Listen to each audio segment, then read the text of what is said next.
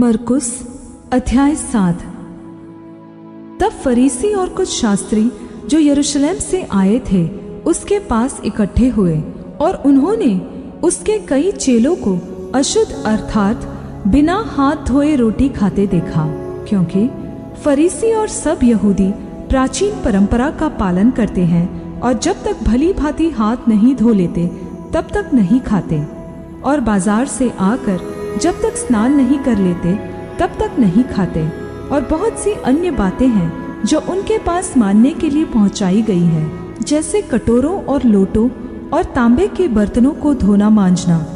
इसलिए उन फरीसियों और शास्त्रियों ने उससे पूछा, तेरे चेले क्यों पूर्वजों की परंपराओं पर नहीं चलते और बिना हाथ धोए रोटी खाते हैं? उसने उनसे कहा, यशायाह ने तुम कपटियों के विषय में बहुत ठीक भविष्यवाणी की, जैसा लिखा है, ये लोग होठों से तो मेरा आदर करते हैं पर उनका मन मुझसे दूर रहता है, और ये व्यर्थ मेरी उपासना करते हैं, क्योंकि मनुष्यों की आज्ञाओं को धर्मोपदेश करके सिखाते हैं, क्योंकि तुम परमेश्वर की आज्ञा को टालकर मनुष्यों की रीतियों को मानते हो। और उसने उनसे कहा, तुम अपनी रीतियों को मानने के लिए परमेश्वर की आज्ञा कैसी अच्छी तरह टाल देते हो, क्योंकि मूसा ने कहा है, अपने पिता और अपनी माता का आदर कर, और जो कोई पिता या माता को बुरा कहे वह अवश्य मार डाला जाए।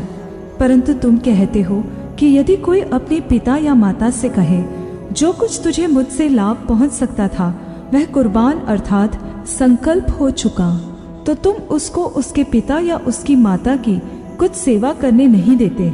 इस प्रकार तुम अपनी रीतियों से जिन्हें तुमने ठहराया है परमेश्वर का वचन टाल देते हो और ऐसे ऐसे बहुत से काम करते हो। और उसने लोगों को अपने पास बुलाकर उनसे कहा, तुम सब मेरी सुनो और समझो।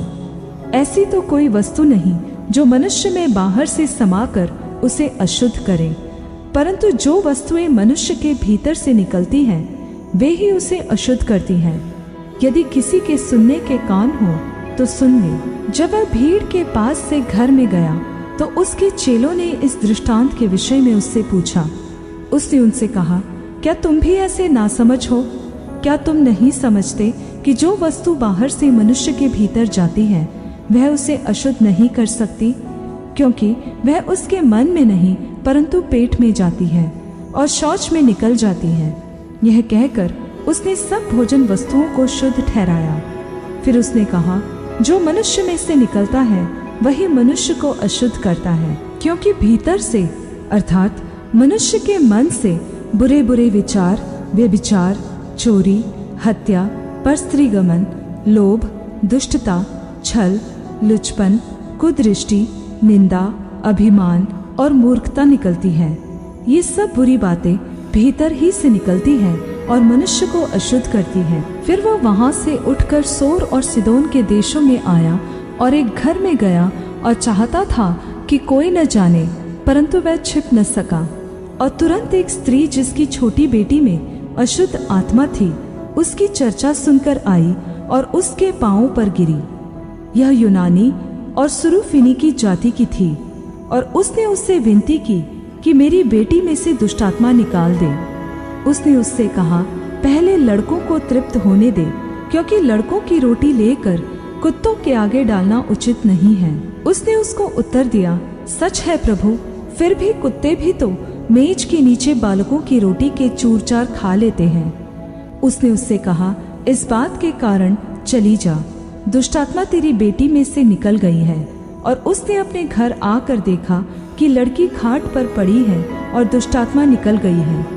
फिर वह सोर और सिदोन के देशों से निकलकर दिकापुलिस देश से होता हुआ गलील की झील पर पहुंचा, और लोगों ने एक बहरे को जो हकला भी था उसके पास लाकर उससे विनती की कि अपना हाथ उस पर रखे। तब वह उसको भीड़ से अलग ले गया और अपनी उंगलियां उसके कानों में डाली और थूक कर उसकी जीभ को छुआ और स्वर्ग की ओर देखकर आह भरी और उससे कहा, इफ्ता अर्थात खुल जा। और उसके कान खुल गए और उसकी जीभ की गांठ भी खुल गई और वह साफ साफ बोलने लगा।